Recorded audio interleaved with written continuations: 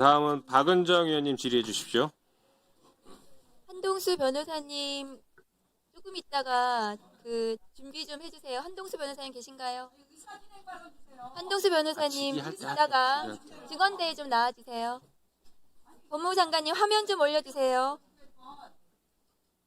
장관님 지난 9월 24일 날 저렇게 법무부 공고로 떴거든요. 저 내용 뭔지 아세요? 예, 알고 있습니다.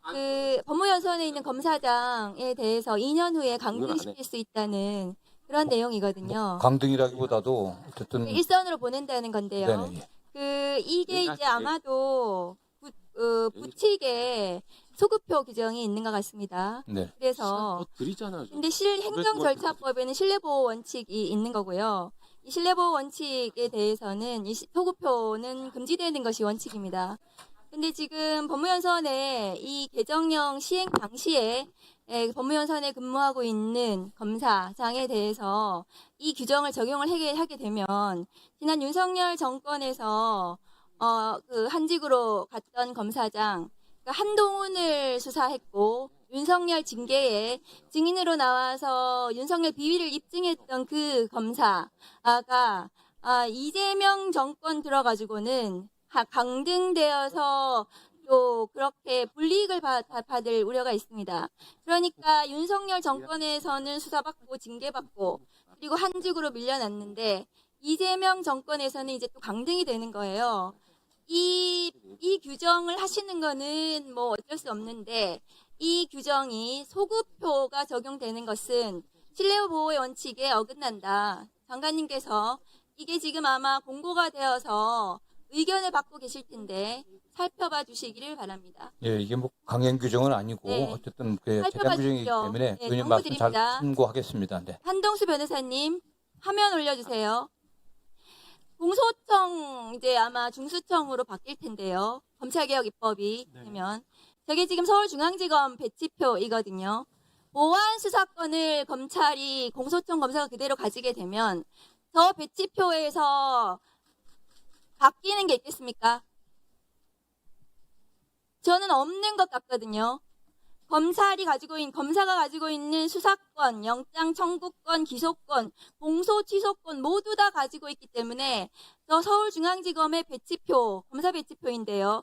저 수사 인력과 특활비 예산이 보안 수사권을 이유로 그대로 아마도 가지고 지금의 검찰청은 폐지되지 않는다고 저는 생각합니다. 다음 거 보여주세요. 그런데 변호사님, 보안 수사가 뭔지 하도 검찰이 지금 보안 수사권 달라고 하니까 제가 통계를 달라고 했거든요. 그랬더니 검찰이 자기들은 보안 수사 얼마나 하는지, 어떻게 하는지 통계조차 없다고 합니다. 그런데 검찰은 지금 긴급한 경우, 구속사건의 경우, 공소시효 임박한 사건 등등의 사례를 들면서 보안 수사권을 달라고 하고 있거든요.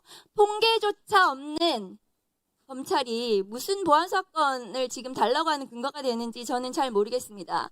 다음 거 보여주세요. 그러면 검찰이 보안 수사권 가지고 있는 지금 검찰은 검찰개혁 입법하면 보안 수사 요구를 통해서는 경찰이 사건을 뭉갤 것이다. 수사 지연하고 방치하고 그래서 한없이 국민들에게 피해가 간다고 주장하고 있는데요. 검찰의 장기 미제가 2025년 7월 2만 건이 넘습니다. 저기에는 6개월 초과에는 1년, 2년, 3년 막 넘어가는 것들도 많습니다.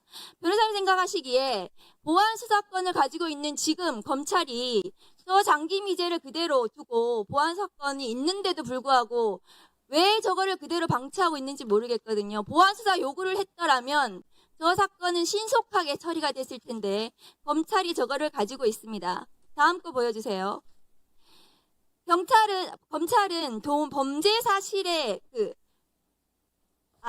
보안 수사권이라는 것은 변호사님 보시기에 대상이라든가 범죄라든가 시기라든가 이런 것이 제한이 없다고 저는 생각합니다. 변호사님 보시기에 보안 수사권과 수사권이 차이가 있습니까?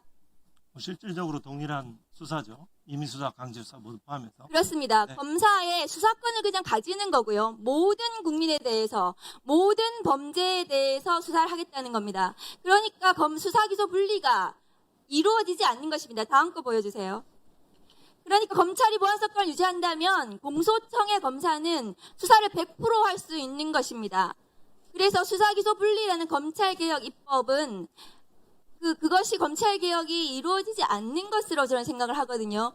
변호사님 생각하시기에는 어떻습니까? 말씀을 해주시면 좋겠습니다. 네, 의원님의 그 타당하고 실증적인 접근 방식에 동일합니다. 방금 검찰이 관련 통계를 가지고 있지 않다는 것은 굉장히 있을 수 없는 일이고, 또 한편으로 이거는 오랫동안 검찰 조직이 그 각종 정보를 제공하지 않음으로 해서 불투명성을 유지하는 가운데서 자신의 특권을 유지해온, 이익을 유지한 그 하나의 사례라고 볼 수 있고요. 지금 일단 검찰개혁을 할 때 일부 정치 검사들이 일어난 일로 한시적인 부분으로 접근하기보다는 기본적으로 부패검사 그 조직의 그 전현직 검사를 중심으로 한 검찰 카르텔, 그리고 불공정한 수사라는 그런 역사적인 접근들을 가져가야지 올바로 보안 수사권의 그 문제도 볼 수 있다라고 봅니다. 보안 수사권이 유지가 된다면 의원님께서 말씀하셨듯이 각종 부서와 인력과 특활비들이 그대로 온전하고 상황에 따라서 여전히 복귀하고 확대할 수 있는 위험성을 가지고 있습니다. 네. 다음은 김기표 의원님 질의해 주십시오. 우리 저 네. 이용현